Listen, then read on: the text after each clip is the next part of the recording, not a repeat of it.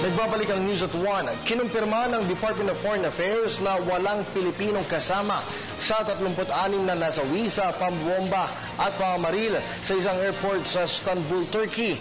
May report si Pauline Requesto. Nabalot ng karahasan ang Ataturk Airport sa Istanbul, Turkey nang umatake ang 3 teroristang armado ng mga bomba at matataas na kalibre ng baril.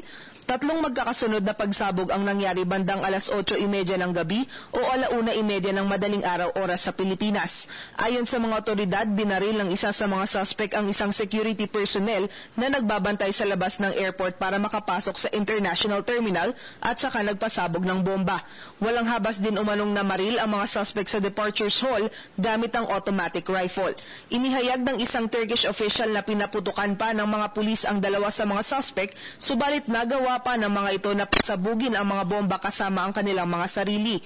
Umakyat na sa 36 na katao ang nasawi, habang 147 ang sugatan bunsod ng insidente.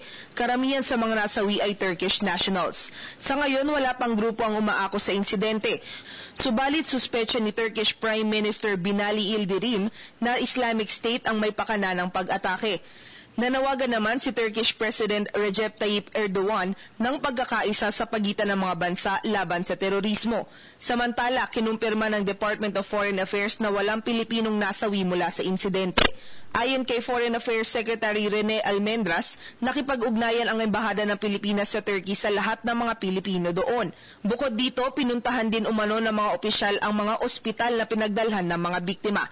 Pinag-aaralan pa ngayon ng DFA kung magpapalabas sila ng travel warning sa mga nais pumunta ng Turkey.